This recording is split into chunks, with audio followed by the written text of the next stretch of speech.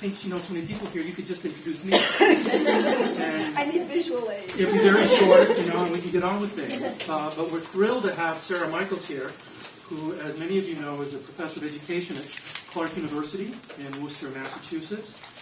She's been there since 1990. Oh, God. She's also I was going to say senior research scholar, but forget the senior part. She's a research scholar at the Jacob Hyatt Center for Urban Education, where she was also the founding director. I won't tell you when, but she was the founding director.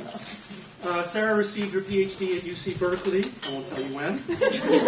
And today she's one of the leading applied sociolinguists working in education, certainly in the United States, I suspect in the world as well. And she's also quite modest, as you know.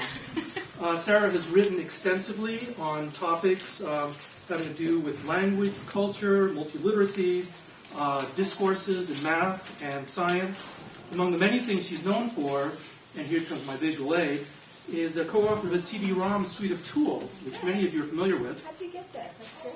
You gave it to me. Oh, okay. I used to get in trouble with the PIT people because I would... Well, and it's always been on my desk. I promised you not to, but so here I have it. You can see it, and that's it. You're done. So this is one of the many things that Sarah's known for. It's used widely. I know at least one of our faculty, Connie, I think Connie's not here, Connie Jewell, who teaches early literacy, uses it quite extensively in her class. So it's become a tool that's quite useful and quite widely implemented. She's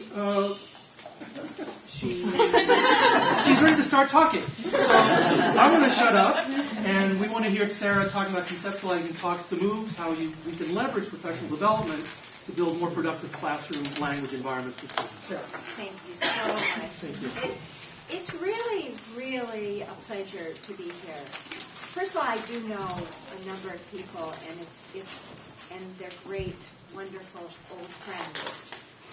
But I've also met some new people, and I just think this is a very exciting place. And so the first thing I want to say is I kind of like to think with everybody about how we can collaborate. So we should, so feel free to, in fact, I've put my talk pretty much into this PowerPoint so that people can have it, and so you don't have to take notes, you don't have to, so that we can, and I'll be happy to send it to anyone.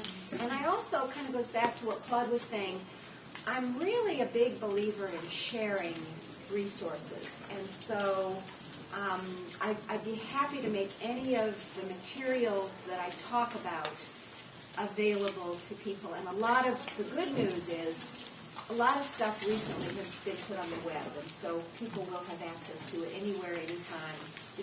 We could play the movies I'm going to show on an iPhone right here today. So it's very cool. So the first thing I want to say is that this is a co-authored talk or many years of work with a wonderful, wonderful colleague and friend, Cathy O'Connor from Boston University. And Cathy was here not too long ago at the Common ELL and Common Core conference. She was one of the discussants or commentators, and so is a part of that group. And she's just amazing. And I'd love people to kind of get a sense of her as I talk about this. So this talk builds on three key assumptions. The first is the importance of discourse-intensive pedagogies that combine rigorous tasks and carefully orchestrated teacher-guided, teacher-led discussion. The second, and this is more recent, is the relevance of these pedagogies we're increasingly coming to see to the Common Core and the science framework for K-12 and the next generation science standards. I can lump these all together as the new standards for making thinking visible and available to all students in the service of evidence-based argument and critique. There's another talk I would love to give that really makes the case that these thinking practices are at the core of all of these new standards documents, and we're not going to get there without really radically re-envisioning how to orchestrate thinking in concert with others. And then the last is the importance and challenge of helping teachers build a new classroom culture and take on these new discursive and interactional practices at scale. So there's been a lot of interest and really, I think, a lot of progress in the last decade around discourse-intensive pedagogies with demonstrated successes. So these practices, and some of this work has been done by people here, so we all can share in this success. These practices have been shown to result in robust gains in academic achievement for students from a range of socioeconomic and linguistic backgrounds. And then there's a small number of carefully controlled, this is recent, more recent, large-scale studies that show that well-structured talk actually builds the mind, with achievement gains transferring to other domains and persisting over years. And I'm going to talk a little bit more about that. And despite the unanimous recommendation that we do this kind of discourse-intensive pedagogy discussion, and despite the broad interest, discourse-intensive pedagogy is still not well understood. And we face three interlocking challenges in the field. The first is theoretical. What are the core elements? What's the mechanism or the mechanisms that drive the learning outcomes that we've started to see? The next is empirical. What are the core elements that constitute an instance of the practice? How do we code for this? Are we talking about the same thing when we talk about ambitious teaching? Are teachers and researchers on the same page when they think about what is an example of this? How do we code and characterize this? And then the applied, what are the core elements that support teacher learning and professional development?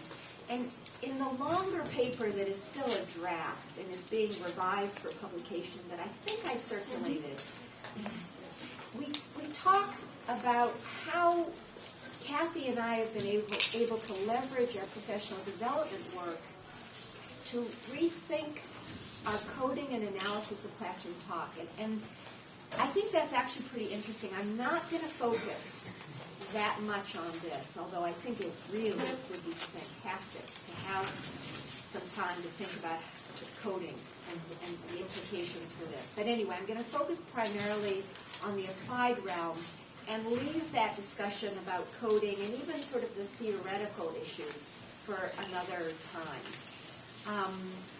And this is fitting because Cathy's and my work really began with the applied realm and our attempts, our empirical efforts to map successful practice. And so we began in the 1990s conducting studies of teachers who were incredibly successful at doing this.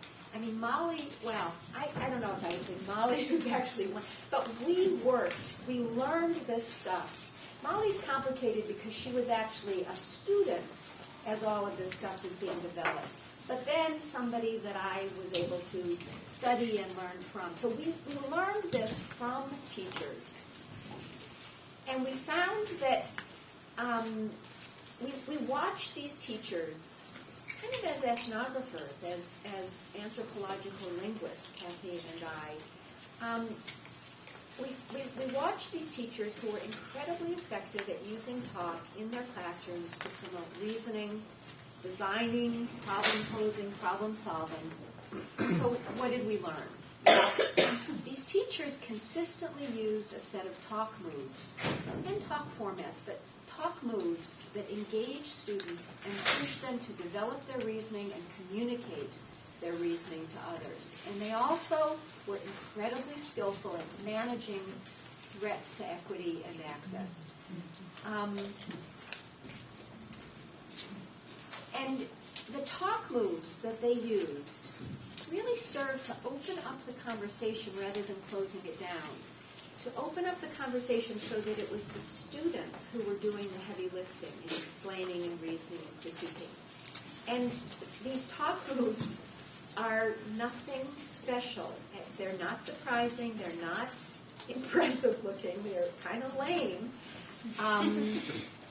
But they're simple questions and statements like, say more about that. I mean, I know this is going to This one actually is underused. It's rarely used. Molly uses it. But who can repeat what she just said or put it into their own words? But why do you think that?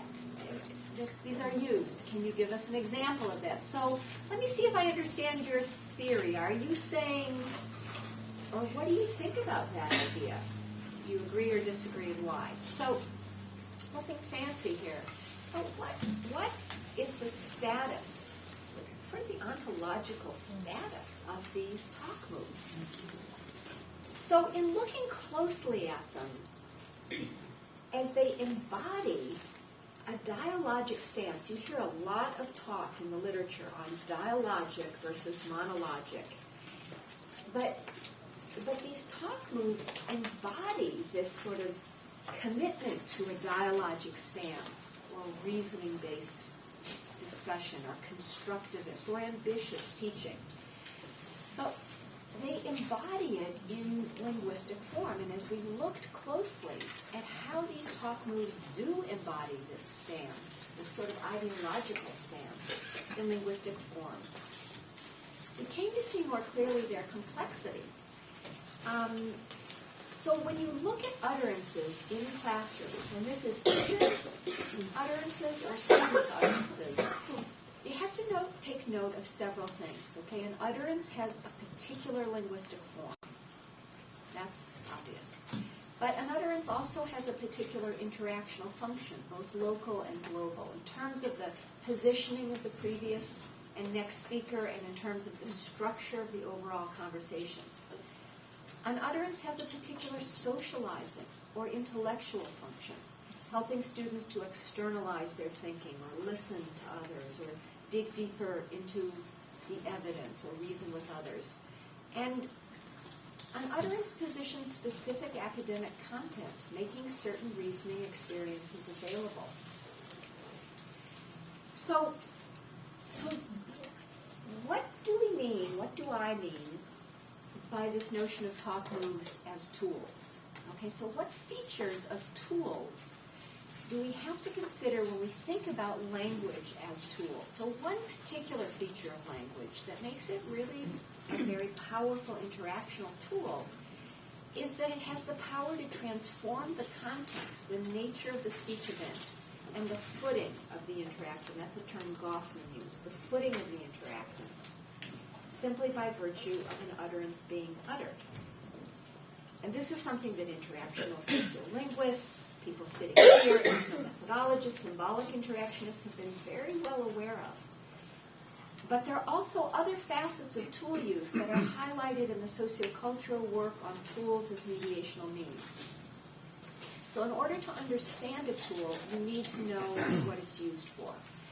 You need to know the nature of the materials that the tool interacts with. So no tool, not even the simplest, a hammer, is transparently obvious.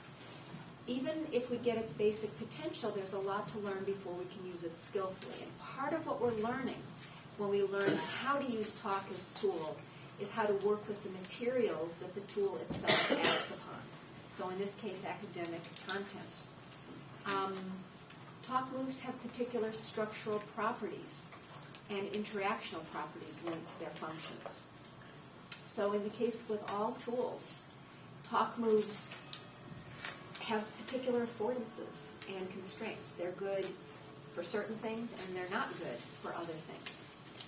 And most importantly, this is a really cool thing about tools. They transform the tool user. And in this case, they transform the interlocutors as well. That is, by virtue of the positioning and interactional work that these talk moves do, they alter the position and status of the tool user. And they alter the nature of the speech event and activity at the same time, shifting the game, actually, moment by moment, from a recitation to discussion. So this set of recurring talk moves we've identified turn out to be really powerful, all-purpose interactional tools, really well designed in particular for classrooms, which are really noisy, literally and metaphorically noisy, heterogeneous spaces. And so I want to look at one example really quickly, slowed down, let's pull it apart. So revoicing, this is something that Cathy and I have written about. It's one among many that we've been kind of fascinated by because it's both linguistically complex and interactionally complex. So revoicing.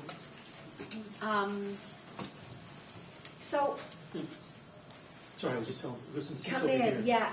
Please come in. Oh, it's terrible. There are a couple of chairs. There's a chair here. There's a chair. We put this so that people would trip it. Yeah. Yeah. So here's the deal with revoicing. So often a student says something that is completely unclear, and when you use this kind of discussion-based or discourse-intensive pedagogy a lot, Cathy says like 50% of the time, the students will come out with things that aren't completely clear, not completely clear to you or the others, or to them themselves. So many teachers feel uncomfortable, just as human beings, as conversational partners, asking the student to clarify, but especially in classrooms because they don't want to put the student on the spot. It could be an English language learner, it could be a kid with an IEP, you just don't want to put them, but they also don't want to look stupid if they ask for clarification and then still don't understand, which also really happens. So what do? They just move on. Thank you. Anybody else? Okay. So revoicing is a tool that gives you a way to deal with this problem that comes up a lot. So here's an example. This teacher's been reading a story to her third graders about orphans. This is actually on this is on the Accountable Talk CD, so you can hear this. This teacher's been reading a story about orphans going to be placed in the Midwest, and an agent from the orphanage is picking them up at the train. Her name is Miss Randolph. Okay, so a kid makes a comment that's not clear. She says something like, Miss Randolph is like mother taking care of the kids at the station, and so the teacher tries to clarify. She says, okay, so let me see if I understand what you're saying. What you said was that Miss Randolph is their mother? And the kid says, no, kind of like a mother, but she's the one that discovered them and brought them to the orphanage. Okay, so what's happening? It happens very fast. This is 3 seconds. So the teacher's confused at first and concerned that the kid thinks, that's a big misunderstanding, but then gets a clearer sense of what the student understands and doesn't understand. And this is formative assessment at its most timely. The student realizes that the teacher actually wants to understand her contribution, and over time this can have a really profound effect on the student, but also on the others who also realize that the teacher wants to hear what this kid is saying. And the student can accept or reject the interpretation. In this case, the kid said, no, that's not what I meant. And a lot of people don't like this move because you're putting words in kids' mouth. Oh, we get so much pushback. But if you authentically ask a kid, are you saying X? They will say, no, not quite. I've heard pre-K kids say, no, not quite. What I meant was, or what I was trying to say. So, because they phrased it as a question. That's right. That's right. This is, and Cathy and I, from the very start, made a really big deal about this. That the so, are you saying, actually, the so, as a discourse marker, is a marker of a warranted inference. So you're opening up a place for the kid to say yes or no. So interactionally, now teachers do this thing called repeating all the time, and that's not the same move. People have really missed anyway. So this is a little bit complicated, but well used. You can also say, so, are you saying that you can railroad, you can use any tool, you think about when you first get a hammer, everything looks like a nail. You can mess this up, and you can do. So I'm not making okay. So this positions the student in this case as a legitimate participant in the intellectual enterprise. And this move, this revoicing move, but the others as well, can be looked at closely in the same way, and they are very interestingly complex. These are interactional, context-changing tools that affect both the user and interlocutors. Teachers hear that their students have ideas.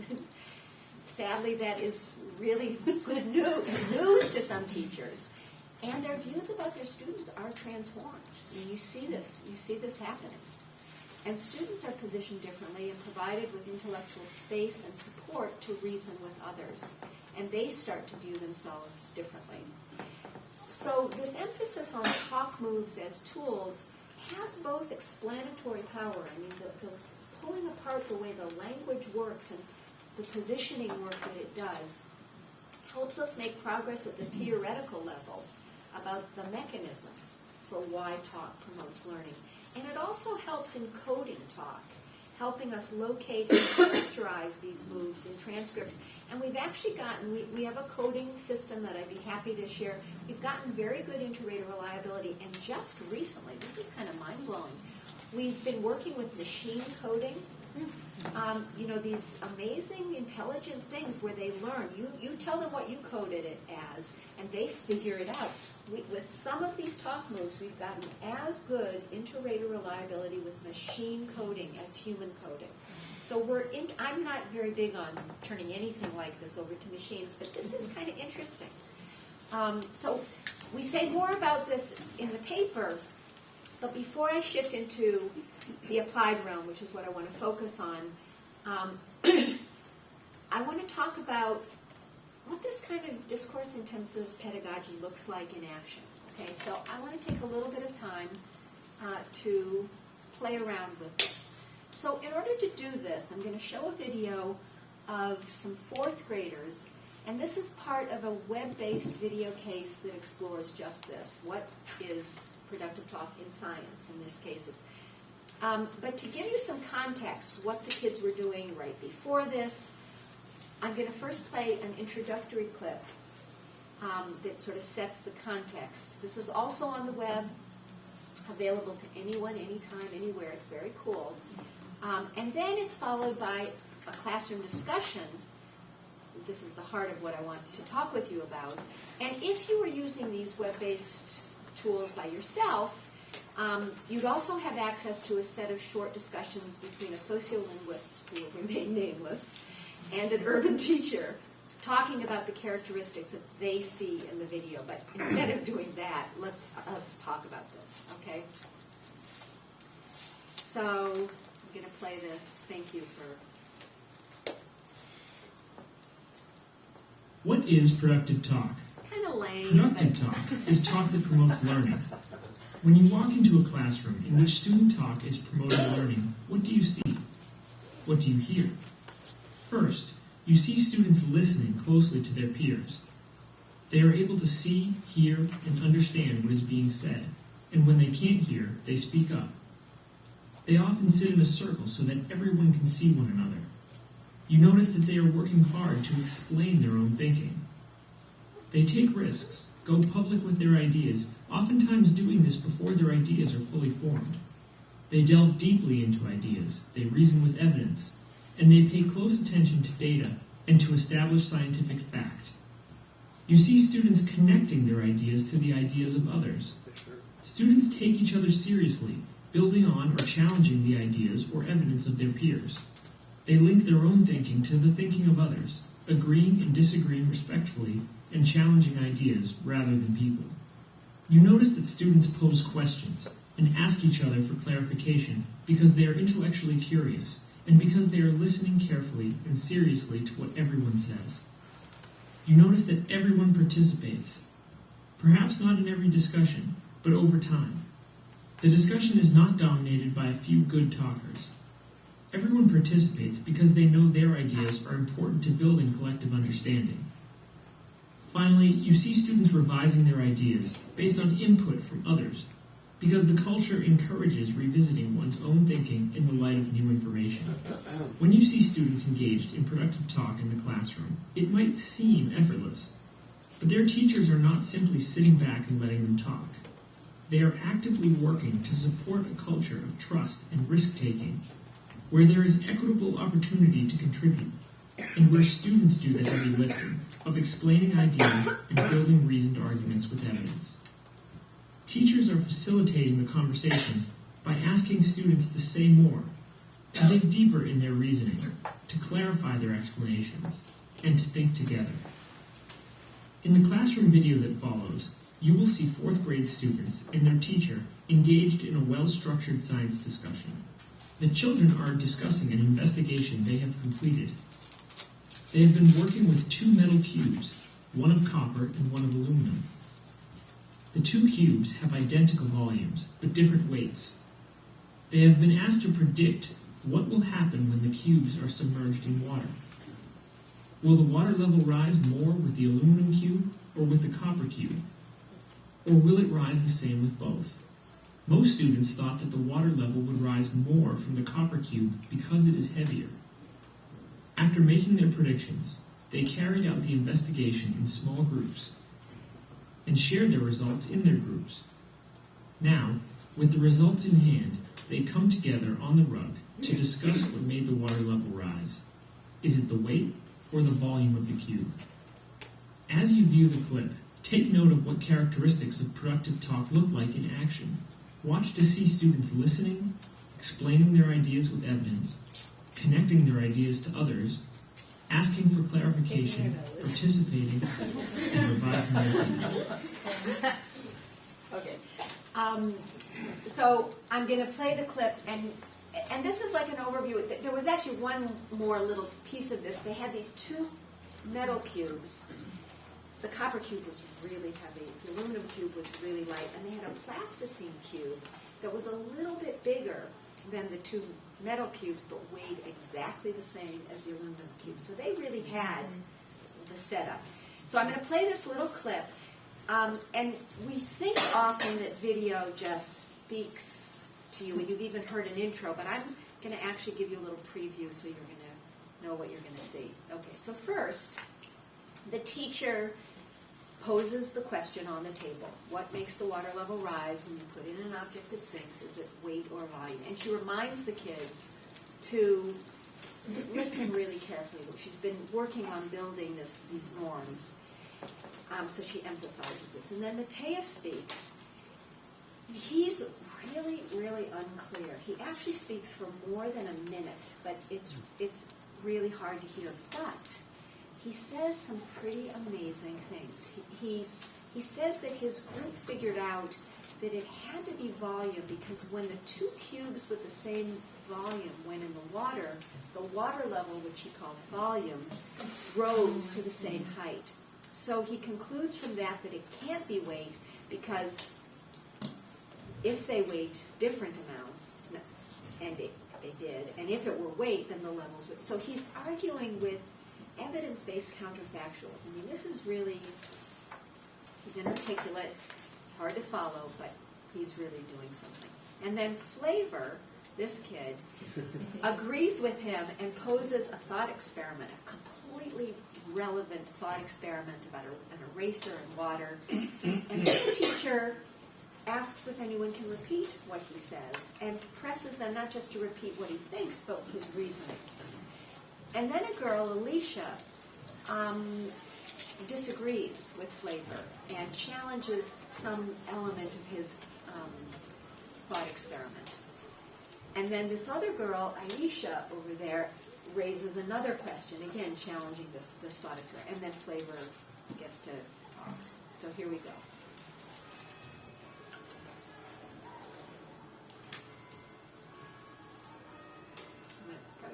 I think about just that first part of my investigation, and I think about the question I need to answer.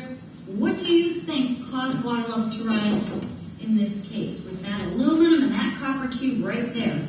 Matthias, do you want to talk to the group about the conclusion you came up with? I'm pretty sure everyone's looking at Matthias to show that we're listening to him. Well, my group, we found out that we thought it was because of the volume, because we found that the volume and the water level were the same, but the weight was different. And I thought that if the weight was there's more weight in the copper cube than the aluminum cube, then I think it just should depend on the volume because the weight, if it was more, if the copper cube was more, then it would have more volume if it really depended on the weight. Okay. Does anyone respond to that?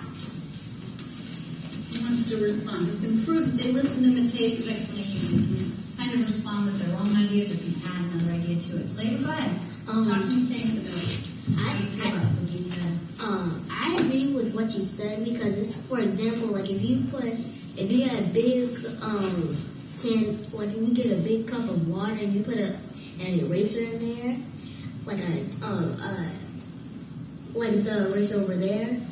If you put something like that in a big cup of water, the water level will rise a lot. And if you put in a copper cube, and it's not going to rise that much, even though that copper cube would weigh more than an eraser. Can someone explain or repeat for us what Flavor thought would happen if I put an object this big in water? Javon, what did you think would happen if I put an object this big into a cup of water? He said that if you had like a big bottle of like water and put the eraser in, then it would probably like rise a lot. Then Why? What would make that water level rise a lot? What is it about this object that would make the water level rise a lot more than, say, the copper cube or the aluminum cube? because that has a different volume than the copper cube. Elise, you want to share some of your thoughts? Well, I kind of disagree because With who? with Flavor because Talk to him and tell him why you disagree with him. I disagree with you because like the eraser could soak up the water. Aisha, you want to add something? I have a question for you, Flavor. What if the object has like buoyancy, like it's able to float? I think that's a good question for the whole group. Go ahead, Flavor. And it would be a different story. If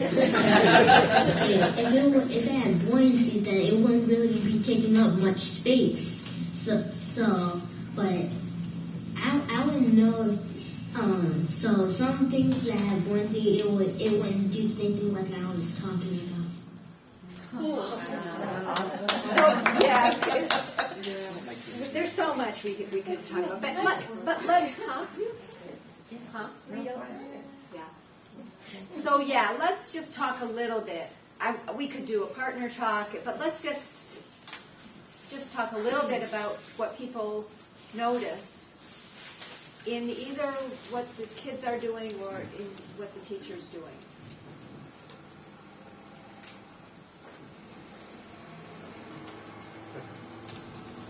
I thought it's interesting how the teacher very actively redirects the kids to talk to one another.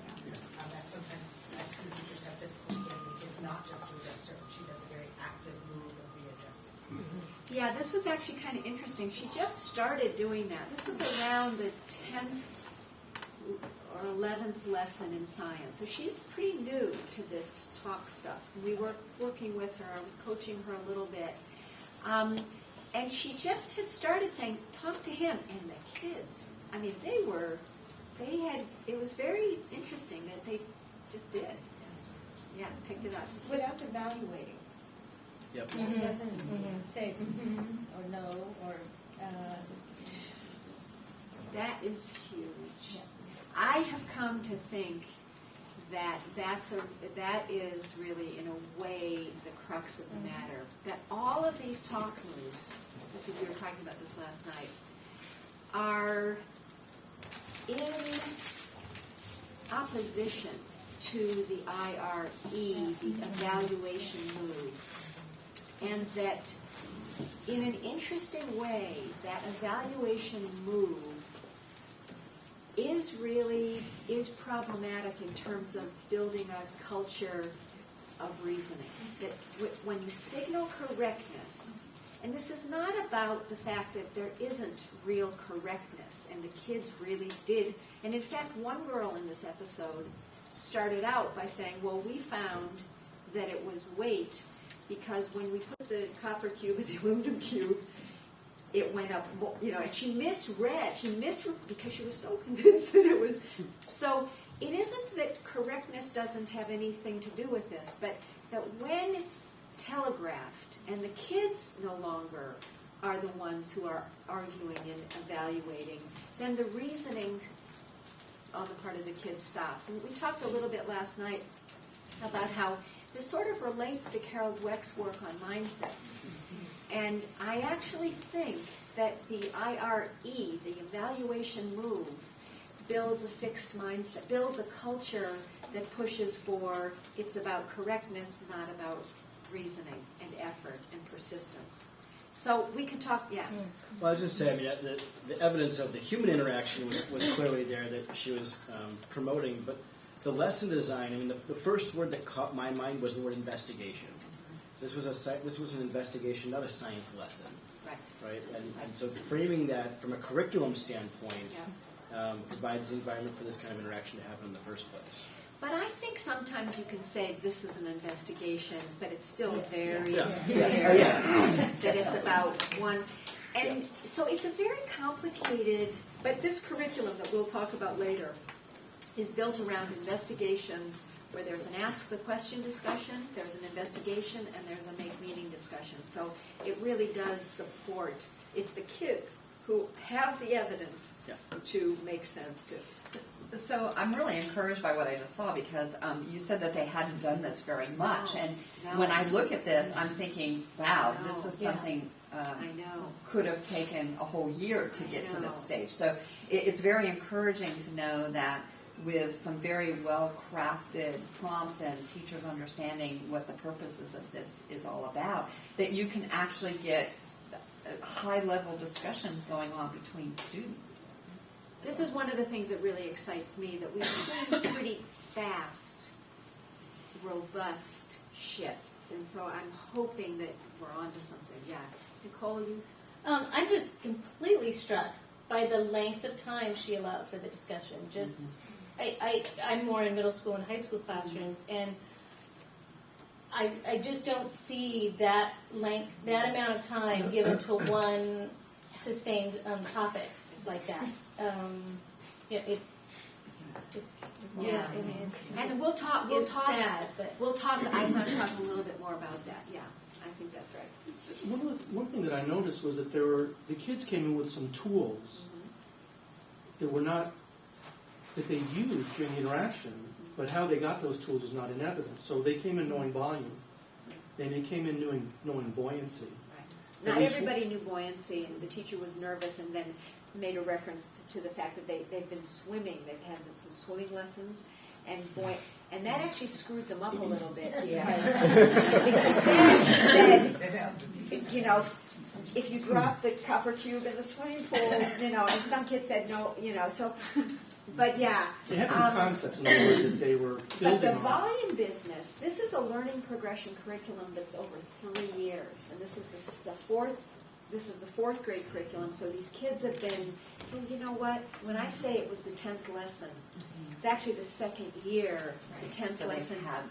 They've internalized. But this teacher had only begun using this curriculum and talk, so it's still very early for her. But the kids have had some, over time, some building of conceptual understanding of weight. They're still struggling. Yeah. But if I could just push on this point, that there's a lot of very interesting discourse going on here, without a doubt. Yeah. But not just. Right? There is some conceptual understanding that's also part of the mix here. Is that a problematic statement? No, but how did that conceptual understanding get developed? Fair enough. And it was developed in part through productive discussion. So no, it's totally part of it. I thought it was interesting when that word buoyancy came up, because you can see that young lady, in a sense, was scaffolding for the young man by saying buoyancy floats in water. So she was making a choice that he might not know what that means, but she doesn't want to insult him by saying that. And then he came back and he used the word buoyancy.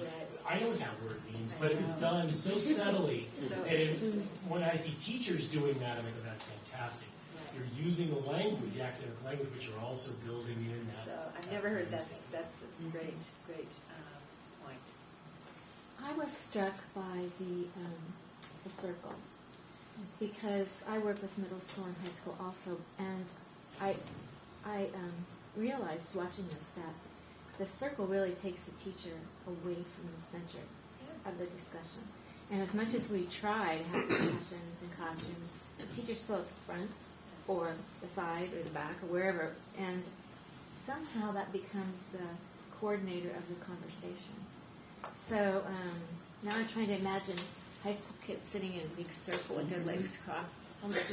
Well, although we're sitting, in other words, it's challenging, but it's sort of doable. But I also, if you look at what the teacher is doing, first of all, I think the teacher is standing up, and she's also, if you look at this, it's teacher, student, teacher, student, teacher, student. And so I don't want to give the impression that I'm suggesting that teachers step out. I think we undermine teachers when we tell them not to be a part of it, but it's what happens in that teacher-student turn, where she's saying, who can repeat what he just said, or what do you guys think about that, is very different from your standard, yes, and here's another question. So it's complicated. A lot of times we give teachers this notion of step out, and Cathy O'Connor and I actually think we don't want to be giving that message. Do not step out. But how you step in is really important. Well, to follow up, one of the things I always struggled with as a teacher is learning how to get the kids to talk to each other, not through me. And I saw that starting to happen, whatever her moves were. Yeah, well, she said, I disagree with him. Who? Flavor, talk to him. I disagree with you. See the shift in pronouns. Yeah. So one more, somebody over. Oh, I hate to stop. Yeah. Well, I just want to say, I think what you're doing is wonderful. I mean, this is the way teaching should be done.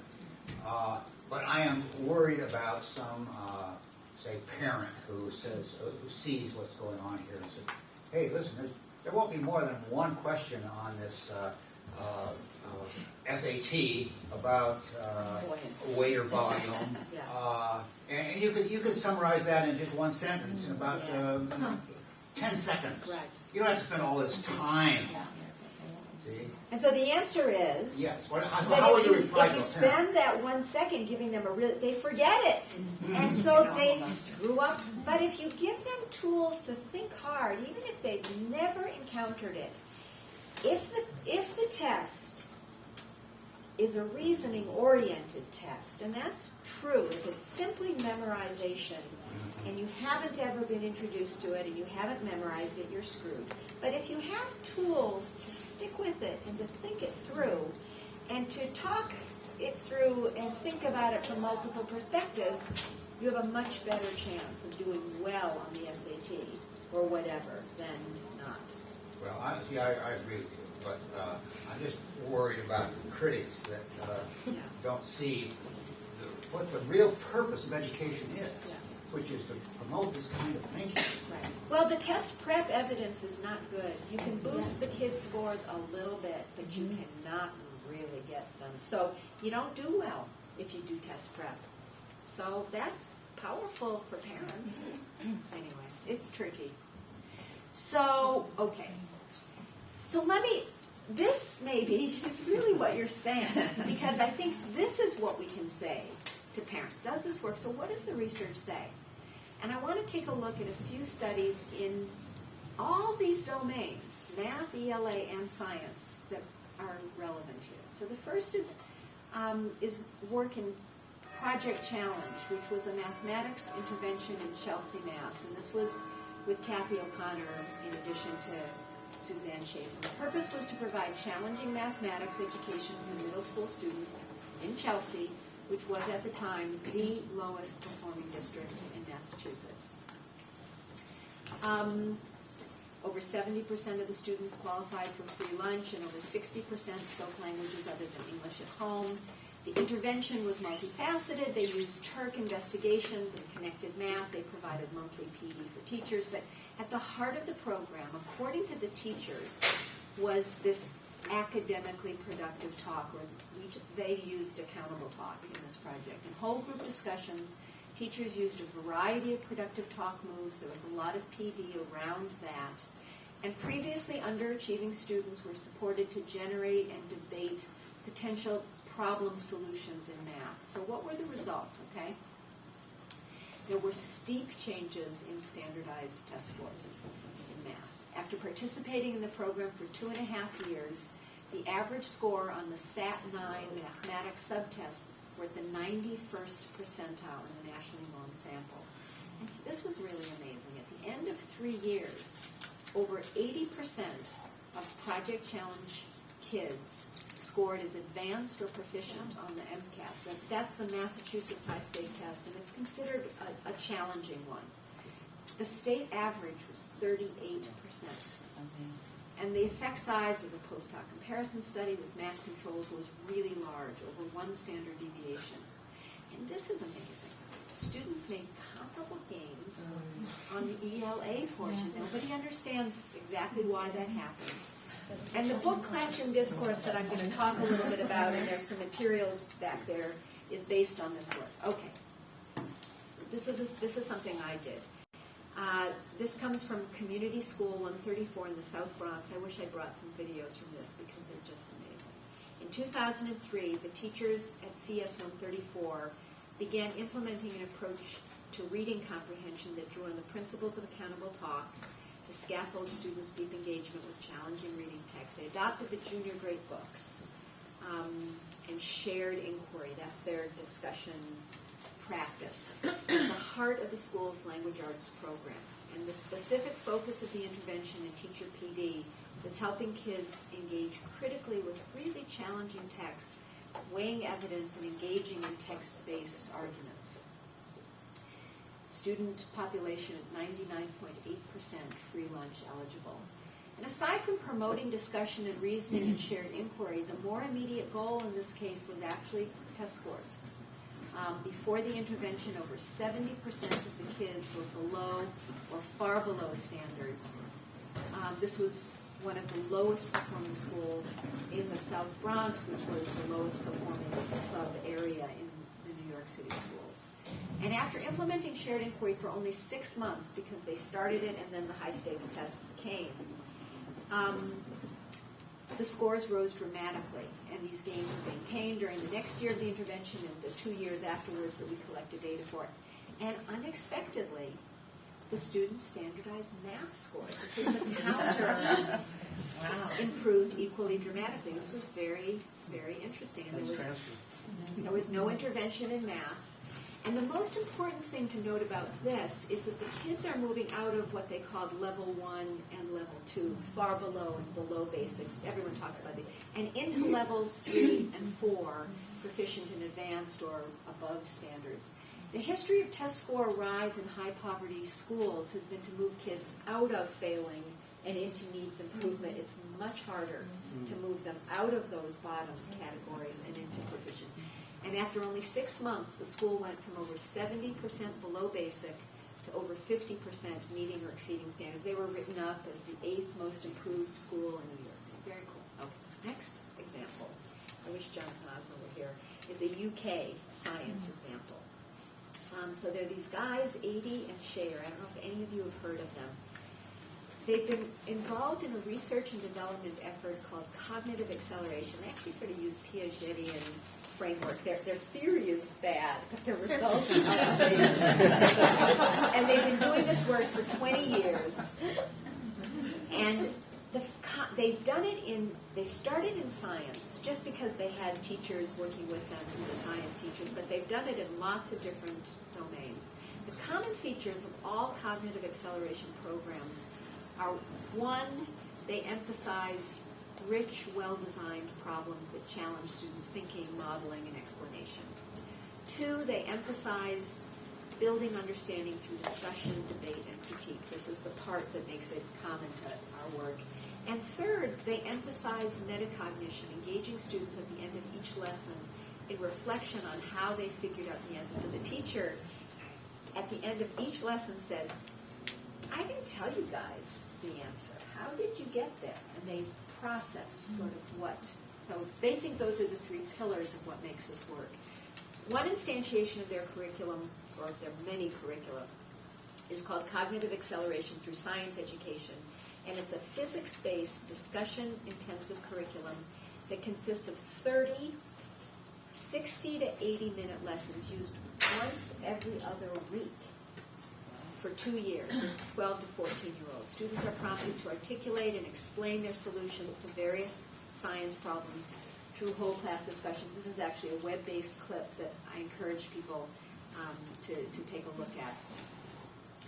And the results are just mind-blowing. So when middle school students participated for 2 consecutive years in this program, they performed significantly better than controls on British national achievement tests in science taken 3 years after the end of the program. Moreover, this is the story, they showed large differences in math and English national exam scores. Their stuff is really... So summing up this work, this body of work, and I actually have a short text that summarizes a lot of these a lot of this work, and I'll be happy to send it to anybody. Lots and lots of citations. So it demonstrates that productive discussion, well-structured talk, produces robust learning. People now talk about this as it helps build the mind with long-term benefits for thinking and achievement, which do show up on standardized tests and transfer to other content domains and persist over years. And anyway, so these are not the only studies, but these are interesting ones. Okay, so there had to be, right, a but. Such good stuff. So the bad news is that while there is a lot of talk in classrooms, it's not often productive. This kind of discussion is not happening in most classrooms, even ELA classrooms. We know from Appleby and colleagues' study that there's an average of less than 2 minutes of discussion per hour. This is what Nicole was sort of saying. In most ELA and social studies. So even in the humanities, we're not getting this. So not a lot of productive talk. Teachers rely on recitation. That's the IRE, initiation, response, evaluation, and a few reliable talkers. More bad news. Okay, so the dominant forms of talk, and this is the thing I would say to parents, recitation and direct instruction, they have their place. They really do. We could talk about that. But they do not support reasoning. They do not support the building of arguments with evidence. They do not support students to do the heavy lifting of explaining, critiquing, and building common ground. And so if we're serious about promoting the thinking practices at the heart of these new standards, documents, we're going to have a real sea change in terms of the kind of classroom talk that teachers facilitate. There's another sort of argument that in order to induct kids into these thinking practices, which are at the core of the Common Core, math and ELA and science, kids need to be inducted into them socially. Even the ones that don't have anything to do with talk, use models, they still are going to need to participate through talk in using precise measurement tools and models and so on. So we're going to have to just face this. More bad news. This is not news to anybody. Teachers are not well prepared from their own experience in school to lead academically productive, reasoning-oriented discussions. They often rely on group work. And I know a lot of people here, and I'm a big believer in group work, but teachers often rely on group work as the talk part, hoping that what the kids do in their activities will teach them what they need to learn. And I think this is what has given inquiry-based science such a bad name. It doesn't work for the activities to teach the kids science. Okay, more So even in really good NSF-funded math and science curricula, where the curriculum calls for the math congress or make meaning discussions, it's built in to the curriculum. Teachers have a really hard time doing it, and they skip them because they're scared, or they let the kids work in their groups longer than, and we just didn't have time. So, now in the past, a lot of us have been working for a very long time on this discussion stuff. We've told teachers to ask higher order questions, use Bloom's taxonomy, refrain from known answer test questions. Now that one really bothers me. How in the world do we think you can't ask a known answer question? That's just, or to step to the side, this is the other thing, and get the students to talk to one another. I'm not saying that's not the goal, but that's what we've told teachers to do. Well, none of these rules of thumb is at the right level for teachers on the fly. What they need are moment-to-moment moves to help students externalize their thinking, clarify their thinking, extend their reasoning, build on and critique the thinking of others. And that's where I think this talk move stuff comes in. And while the talk moves really are well-designed tools, all-purpose tools for classroom spaces, simply listing and explaining these talk moves has not necessarily led, and I think this is what's given talk moves a bad name. It doesn't work simply to list them. Teachers need more understanding. I mean, not all, like Molly, I remember. Some teachers just intuitively get it. Yeah. They invented them before we talked about them. But some people, like I remember Molly when she was, I guess, in the MAT program. I mean, Molly just got them and started bringing videos and transcripts into the class and showing other. It was just interesting how some people really do get these very quickly. But anyway, teachers need more understanding of talk tools, and I think of these tools in particular, and they need support in picking them up. And so Cathy and I have gradually come to realize that we did not know how to present these tools as tools that can be objectified or picked up and used. And so here are some of the things, some of the affordances that thinking about talk moves as tools helps us pay attention to in our work with teachers. So tools are designed to solve problems. They make sense only in light of a problem or purpose and in light of other tools in the toolkit.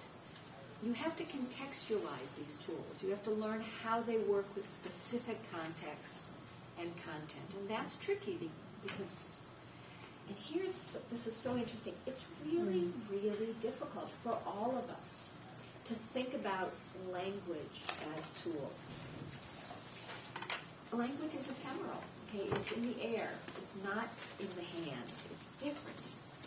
It's embodied. It's part of us. It's not outside the body like a hammer. It's not separate from us. It mixes with all language and feels familiar. It's not an object that is bounded and specific and tool-like. It's hard to know what's different. I already do that. You know. Language as tool is sensitive to the context and delivery, so a slight variation in tone alters the tool, often in problematic ways. It's tricky. And language goes by so quickly that you can't notice its particular tool-like properties. It's really a problem. So we face the challenge of how to make talk as tool visible or object-like so that teachers can pick up the tool, practice using it, because it does take practice, and see resulting changes in their kids and themselves and discussions. And here's where I think we've sort of made a breakthrough. Maybe I'm wrong, but I think we maybe have made a breakthrough in creating scalable. See, they agree. This is big. Fun is exquisite. So we've come up with scalable, cost-effective, visible ways of making these talk tools accessible to and usable by teachers so that they can pick them up, so that they can play with them, practice using them, and see pretty rapid changes so that it kind of reinforces.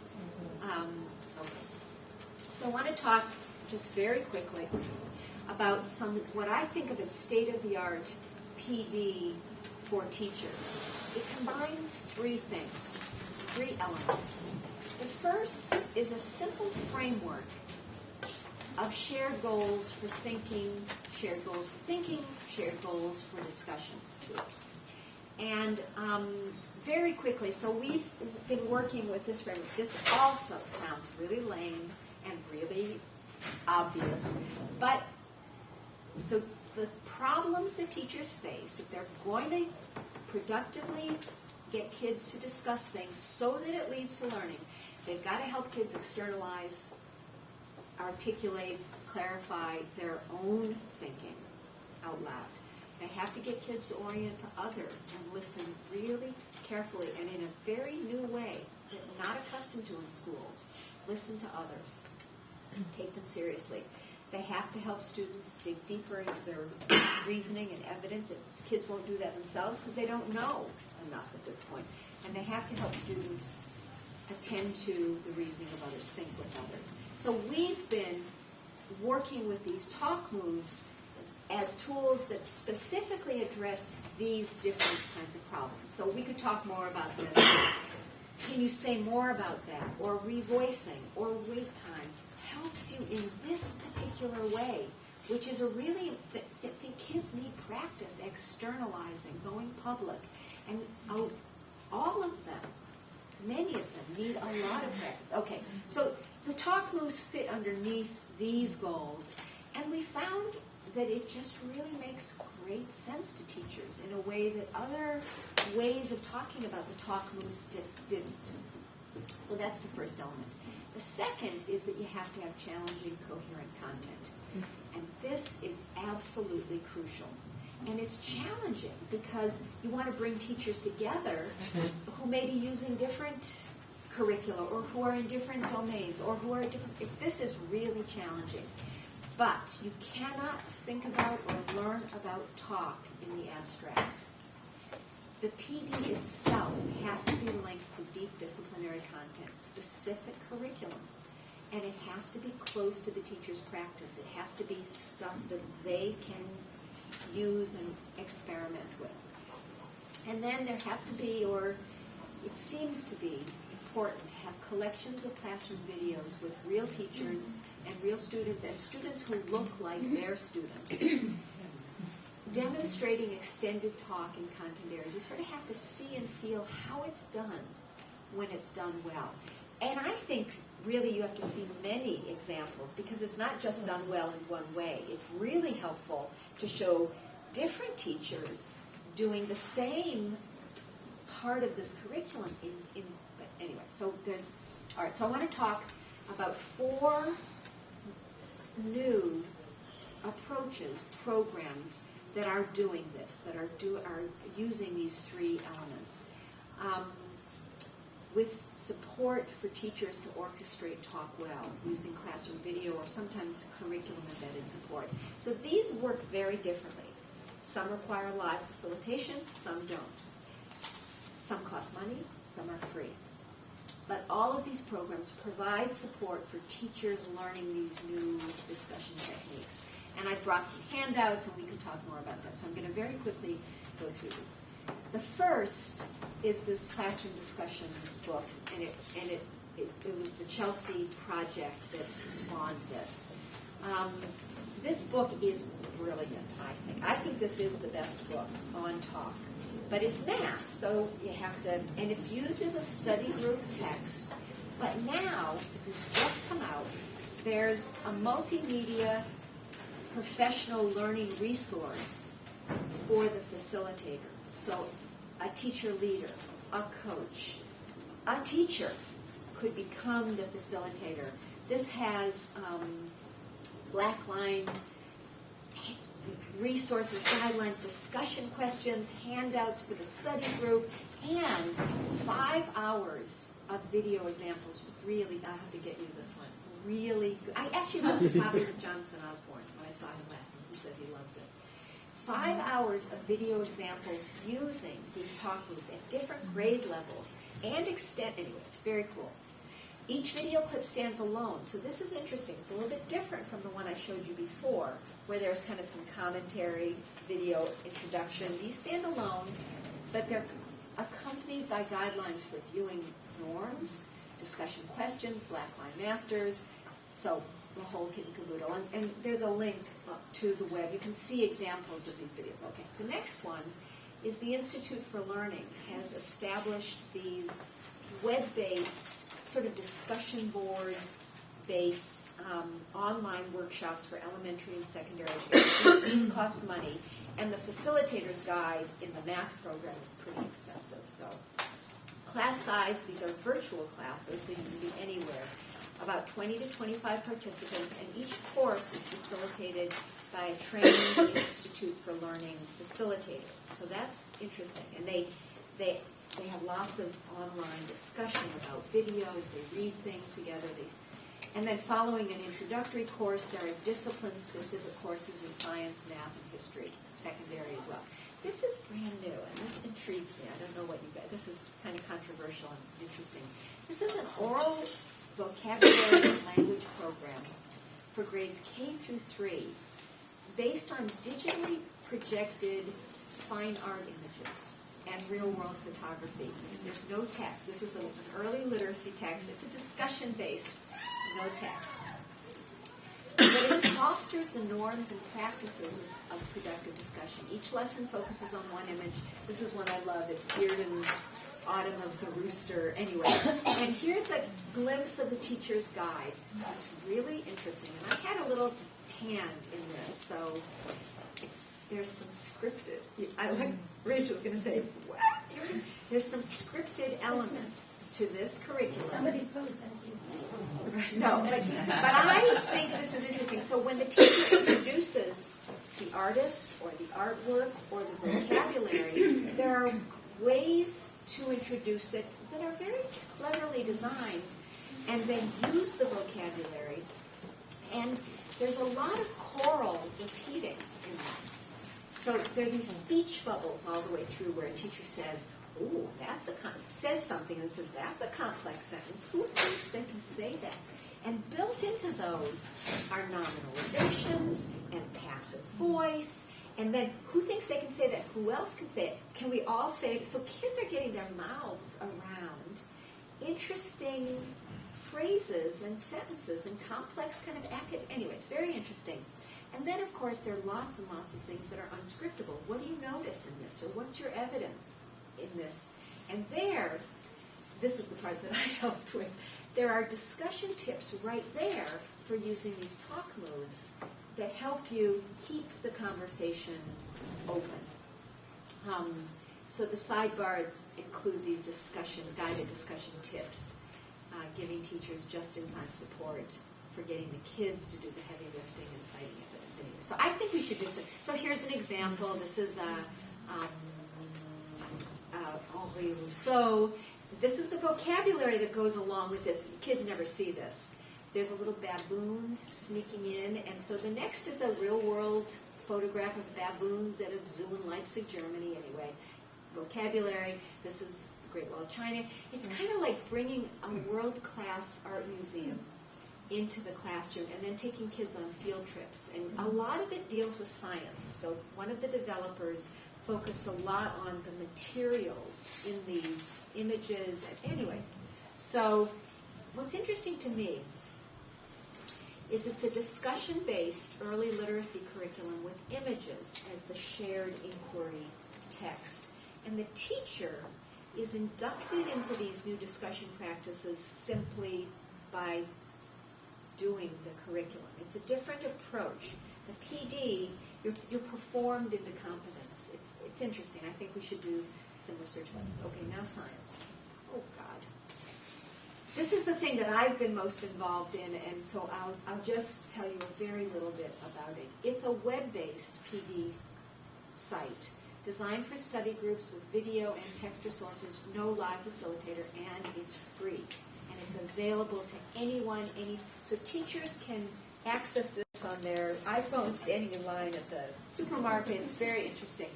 It's connected to the Inquiry Project Matter curriculum, which was NSF funded and very well designed, and it's using the learning progression around Matter that is the most developed in the country. So anyway, I won't say more about that.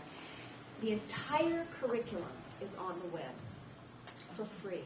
And this was a huge commitment. Now, you do need stuff, which costs some money, but the teacher's guide, the student notebooks, the assessment probes, plus, now we did find, I didn't have anything to do with this curriculum. I think it's good, not amazing, but decent.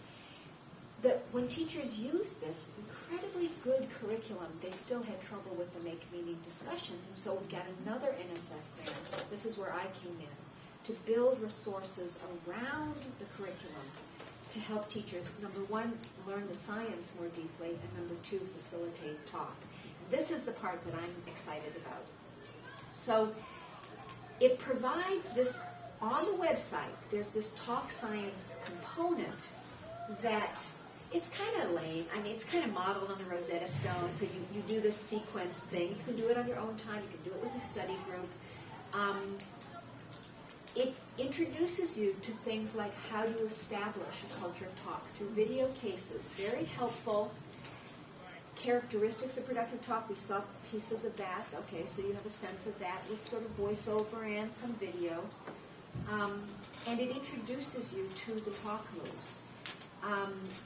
These videos include voiceover commentary and tips, as well as examples in classrooms, so you can sort of see it. And it's really, it's on the web. Anyway, you can use it at any grade level. I mean, it deals with kids in the 3rd, 4th, 5th grade, but I showed this to people at CU Boulder, and they're now using it to work with their TAs to facilitate, the graduate student TAs to facilitate science discussions. So it's interesting. I don't know where, but it's really a curriculum for any and if we think that these discussion practices, it could be used with teachers in math, and so it's interesting. So on the web, there are these resources. It's a little bit hard to find. I have battles with my Turk colleagues, but anyway. And so I'm just going to show you an example of how the talk moves. Somebody back there just shut the lights. How the talk moves are sort of introduced. This is kind of lame, but again. Many teachers find it challenging to hold classroom discussions that are academically productive. All too often, we find ourselves going back to the traditional form of teaching, recitation. The teacher asks a question, and students attempt to provide the right answer. There's no discussion, and not much talk about the reasoning that led to the answer. Teachers who are able to orchestrate productive discussions consistently are usually skilled at getting 4 different things to happen. First, they are able to help all the students to share, expand, and clarify their reasoning out loud to the whole group. If only a few students share their reasoning, you don't have a discussion, you have a monologue, or at best, a dialogue. Second, they are able to help students learn to listen carefully to one another. They support students' efforts to really understand what their classmates are saying. Third, these teachers are able to get students to dig deeper into their reasoning. They don't let students stop with superficial answers. They keep the focus on deepening the thinking, with data or evidence, around core scientific concepts. And fourth, these teachers are able to get students to think with others, to really work with the ideas of their classmates. Their students don't stop with just giving their own ideas. They consider and take up the thoughts and ideas of others. None of these 4 steps are easy. There can be many different challenges. Some students don't feel comfortable sharing their thinking at first. They may not be used to listening carefully to what other students say. There is often a lack of clarity in what students say and think. So we should stop. But these teachers have found ways to make it happen consistently, and their students benefit from this productive talk. So I wanted you to see a little bit more of this, but it's on the web. We can. So let's just take. Yeah, I'm really sorry it went over. So we have a couple of minutes if people have some comments or questions. Please. Yeah, please. I'm really curious to get your sense of you have some now these solutions and these great things online, but what brings either teachers or principals or districts to that table that where they say, okay, now we want to do this, we need to see a change. It's a really good question. That they're open to it. I mean, there's a simple answer in that if you're using this curriculum and you want support, it's there. Yeah. And if your school has adopted this curriculum and there's encouragement or even let's get into a study group and do this, and in the districts that are using it, sometimes district facilitators come to these study groups, sometimes a science coordinator or a coach of the school, and sometimes just the teachers themselves. So they're motivated to get all the help they can. And there's some very cool video resources to help them with the science. Okay, so they're motivated. What would motivate teachers to work with the, let's say they're not using the curriculum? Well, I can imagine in teacher education that you could work with these materials very productively.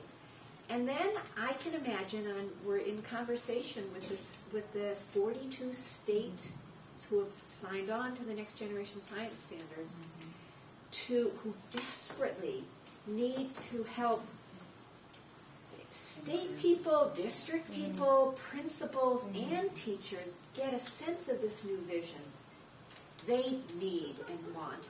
Now, how will they get teachers to the table? I'm actually working with some people to develop an exemplar, an analog to the exemplar text in the ELA in science that could go out to every teacher. So you'd have some curriculum to use, to try out, perhaps in a study group. Again, a good principal would really encourage this, but with these resources that go around it, that our teachers actually, I mean, we've been audio taping study groups, and they're very jazzed and appreciative of these, because they try them, and then they bring back stories to them. So getting teachers to the table is going to be something that we will have to figure out. But I think with the Common Core, there's going to be, and I think, in a sense, because these practices are at the core of that they're going to need to help teachers. And I think science, because we now have some of these materials, could actually be, and if you get started anywhere, in science, in math, and ELA, they transfer. So you could get a big bang for the buck. Now, how we're going to get teachers there, I guess I'm less worried, because their teachers need, and they know they need it. So I don't know. What do the rest of you think about that? I think the test score data that you have is astounding. I know. And so it seems to me, and it's ironic, right? Because I think we don't think the tests normally measure what we want to measure. And so, but that as a driver, it seems like would be really compelling. Yeah. And so I don't know how it's been publicized. I don't know how much talk there is about these cases that are showing these amazing gains. It's starting to get published. I think a book is going to, Lauren Resnick organized a big conference called Socializing Intelligence Through Classroom Discourse and Dialogue or something. A.D. and Shayer were there, Jonathan Oz, I mean, all sorts of people. So it's going to get written about, and like I said, I'll make this PowerPoint available. So we have to think about it. How do we communicate to different audiences to motivate them to work on this? I was wondering what this professional development means for teachers who don't have access to coherent, challenging curriculum or don't have the permission to use it. I mean, do you think it's possible to still have this productive talk when you're using something that's more scripted? Here's what I think, and I've been talking to the science people a lot because we don't have good science. I think the KIT stuff is very problematic. It's long on activity and short on learning. I think that if teachers had these tools, they could make those, they could create discussions that were reasoning oriented with the curriculum that they already have. It's not ideal, but I think it would make their curriculum that they already have better, and a site for learning about what makes for good tasks and so on. So I don't think it's ideal. I don't think it's fair that teachers in this country are staying up until 2 in the morning searching the web for cool science activities. I think it's criminal. But in the meantime, I think they can get started with these discussion tools in the context of a few really well-designed tasks and discussion prompts, and make some headway. They can be learning how to do this with what they've already got, and then when better stuff comes in, they'll be able to really use it well. But it's not. Math is much better They're way farther ahead. But they don't have the PD. I think that the classroom discussions is the beginning, but that's quite expensive for the study group and for that extra resource. So, but I think math does have good, rich, coherent curriculum that many teachers have available. But they don't implement it well because they don't. So it's interesting. A quick comment on the earlier thing and then a quick question. One thing is, I think for teachers that I've worked with, seeing what's happening for students on the screen is an immediate hook. Wow, I want my students to be able to talk to each other like that. Right. How do I? So there's the excitement, but then there's the pedagogical anxiety that comes up too. Oh my God, how do I do that? Nonetheless, I think there's nothing more powerful than seeing it.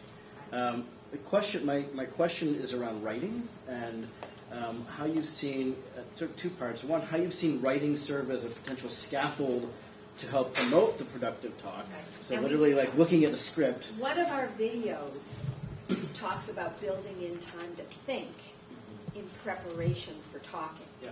And so we do a lot with stop and jot and the power of writing as a space to think and go practice developing and then using that. So in the science work, kids do a lot of writing in their notebooks. They collect data, they make predictions, they write about it, and then they often use that as a base for discussion.